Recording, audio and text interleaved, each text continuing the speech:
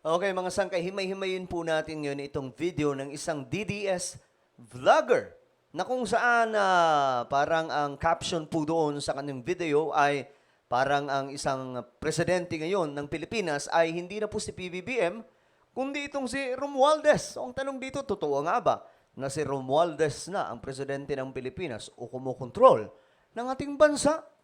Tingnan po natin, mga sangkay.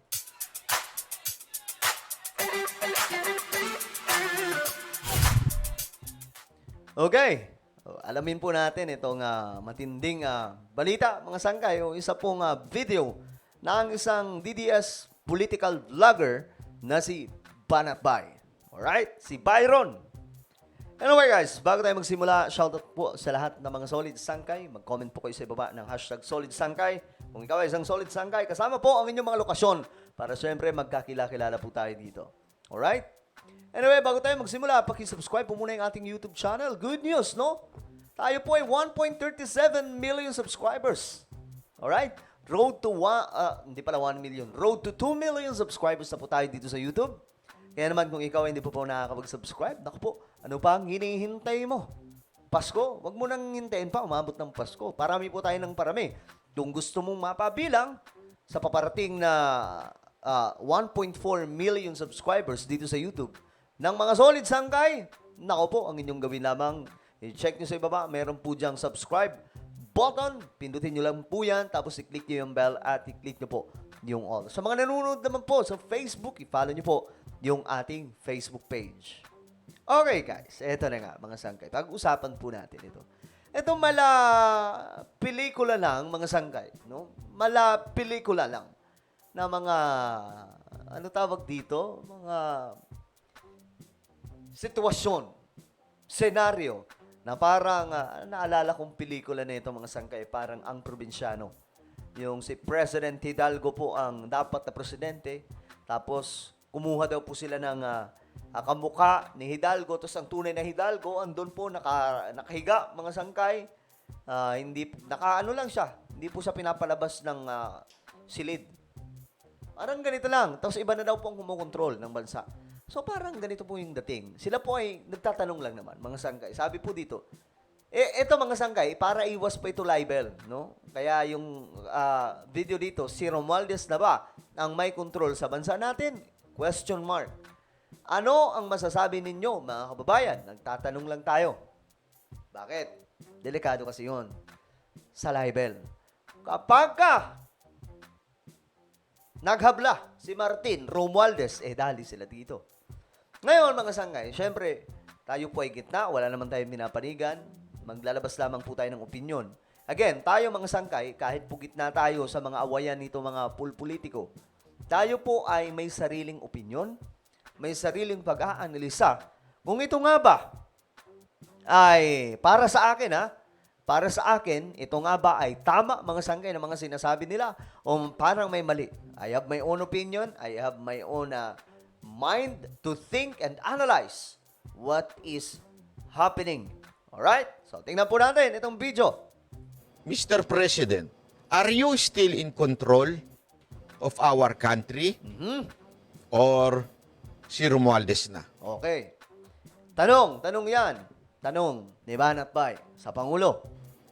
Kasi nga, ngayon nga lang makikita ninyo, tila nag-loyalty check. Ipapakita ko sa inyo, ha? Ito, ayan, ayan. Ayan, Di ba?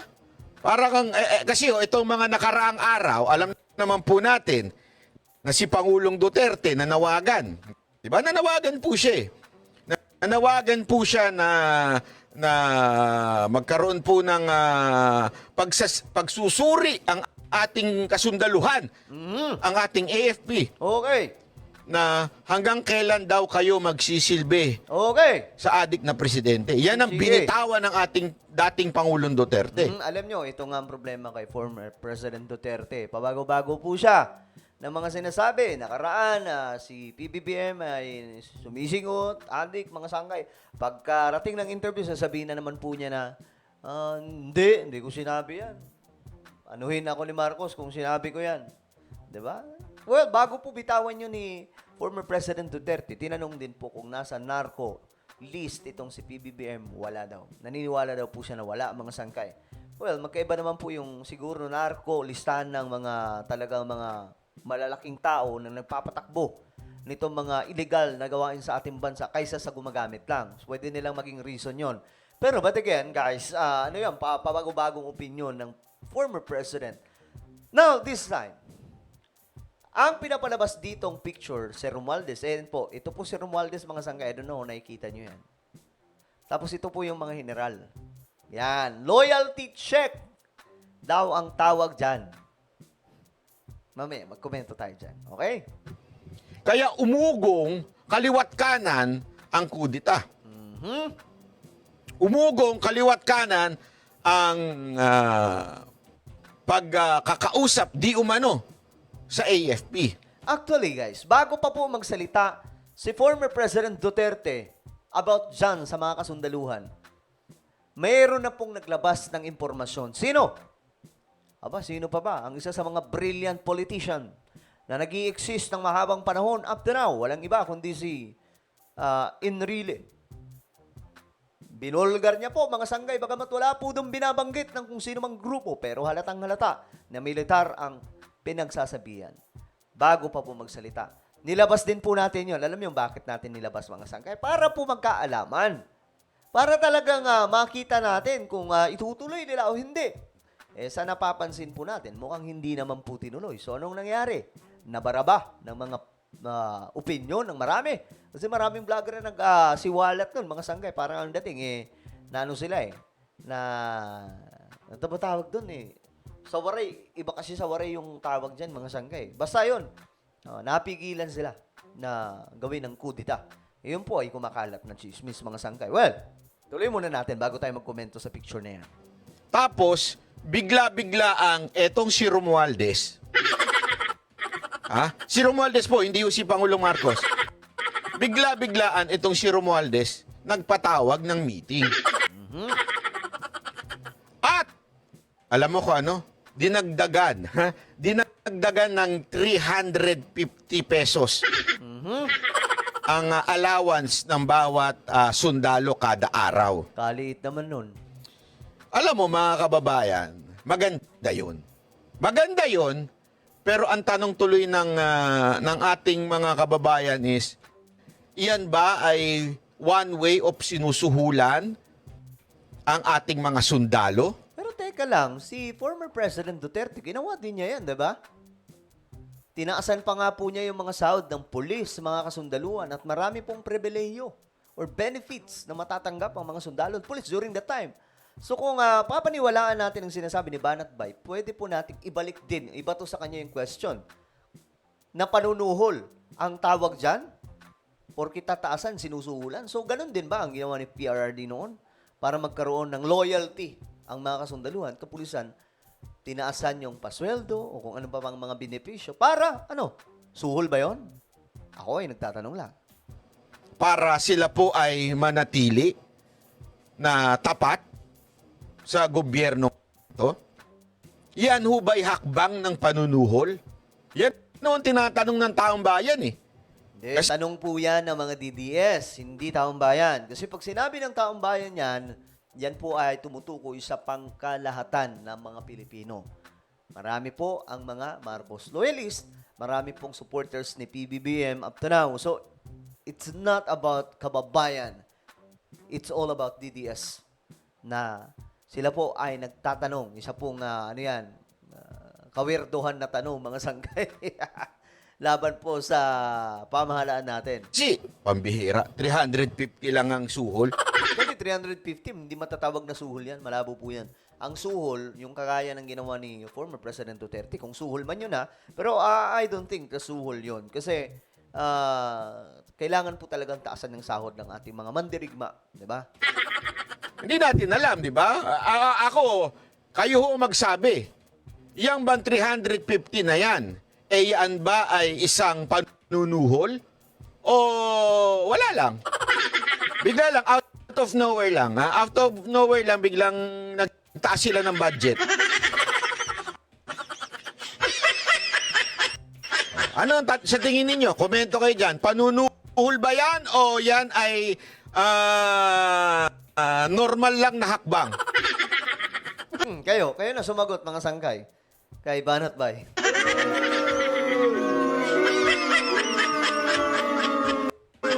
Ah. Although it is legal. Ika nga, legal naman 'yan. Yang ginawang hakbang na 'yan kasi siyempre isa sa batas 'yan na madadagdagan ng sahod. Kaya lang napaisip ako. Napaisip lang ako Ito naisip ko lang. Kaisip. Sige. Hindi po ba ang dapat gumawa niyan at magsabi niyan ay ang Pangulo? Issue. Kasi, as far as I remember, ang Commander-in-Chief ng AFP ay walang iba kung hindi ang Pangulo, hindi ang Speaker. Ganito lang. Mr. President, are you still in control? Okay. Yun lang. Ganun lang kaiksi yung video na to. So, parang ang dating mga sangkay. Wait lang. Pakita natin yung video. So, ang tanong kasi dito, ang presidente pa rin ba ang nagkukontrol sa Pilipinas? Kasi, ang ini-issue po nila, may picture po na kumalat na itong si Romualdez ay kasama daw po ang mga general. Ayan po, si Martin Romualdez with the generals. Ngayon mga sangkay, ito lang, ganito lang kasimple. Alam po natin ang mga general na hindi po kayang suhulan yan. Okay? Hindi po kayang suhulan yan. Lalong-lalo na po yung mga sundalo. Hindi nyo po masusuhulan yan. Mga Navy, mga member ng Armed Forces of the Philippines, hindi po masusuhulan yan. So, sa tanong ni Banat Bay, na parang tanong lang naman niya to mga sangkay, na kumbaga parang sinusuhulan ba ang mga general? Ang tanong ko lang sa kanya, ganyan ba kaliit ang tingin mo sa pagkatao ng mga general sa Pilipinas na kayang suhulan ng 300 plus? Ganyan ba ang tingin natin sa mga kasundaluhan natin? Ako, naniniwala ako, mga sundalo natin matitino at hindi kayang suhulan. May prinsipyo po yan, mga sangkay. Ngayon, regarding naman sa sinasabi niya, hindi ba daw dapat ang nagagawa nito ay ang presidente ng Pilipinas? Remember guys, si Romualdez po ay isang speaker ng Kongreso. So, pwede po niyang kausapin mga sangkay na, kumbaga, gagawin natin ang paraan yan para tumaas o magkaroon ng mas mataas pa na sweldo man yan o allowance, mga sangkay. Diba kasi sila po yung tagagawa ng batas eh. Ngayon, mga sangkay, medyo nalalabuan lang ako sa part na yun na parang dahil lang doon, i-question na. At saka, guys, kung titingnan po natin si PBBM, normal naman, di ba? Maayos naman. Kaya tigil-tigil na po natin yung parang conspiracy theory na ang nagpapatakbo sa Pilipinas ay isa na pong Romualdez at hindi na po si PBBM. Tingnan nyo yung mga interview, mga sangkay, dire-diretso yung pagsasalita ni PBBM. Minsan nga, di ba, tinanong pa siya, have you reached to a point of no return with VP Sara? Ang sabi ni PBBM, never say never. Diretso lamang po yung sagot ng ganun, mga sangkay. Though may mga clip talaga na ginagawan-gawan po nila ng chop-chop. So for me, I'm not saying na mali si Banat Bay. Siguro, mali lang po yung kanyang interpretasyon. I'm not saying na parang, ano na siya, iba tayo sa mga DDS, mga sangkay. Talagang sila, sasabihan tayo na bayaran, fake news. Diba? Tayo mga sangkay, ako, bagamat yung title ko, mga sangkay, pero sa actual video, ito yung tanong natin. Paano nangyari na i-question yung ganitong galaw? Na siya nga po yung speaker, pwedeng gawin niya yun, mga sangkay. At bukod doon, mga general to, hindi po ito mauuto ng isa lamang pong speaker. Nako po, mga sangkay. Ako, mataas ang tingin ko sa mga general natin.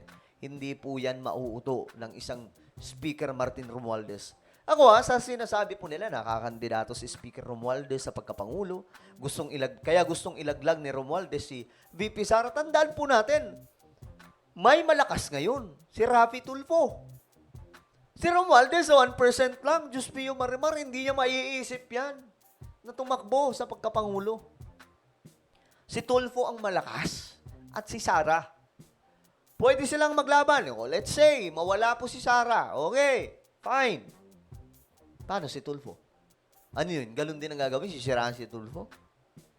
Maniniwala ba kayo sa ganyang atake? Yung mga tulpo nasa side ni PBBM. Guys, common sense. No? Gamitin po natin ang utak natin. Well, ano po ang inyong opinion, mga sangkay? Sa sinabi po, sa tanong ni Banat Bay, ito ba ay fake news? Well, mag-comment po kayo sa ibaba, mga sangkay, kung kayo ay naniniwala o hindi naniniwala sa sinasabi ni Banat Bay. Alright, mayroon po tayong isang YouTube channel. Ito po ay Sangkay Revelation. Mga sangkay, ito po ay isa kong YouTube channel kung saan dito po tayo nag-upload ng mga vlog na kapupulutan po ng kaalaman at aral. Naku, magaganda po yung topic natin dito about sa Bible, about sa mga Bible prophecy, na marami kayong matututunan na actual na nagaganap po sa panahon natin ngayon. Alright, so ako na po ay magpapaalam. Mag-ingat po ang lahat. God bless everyone.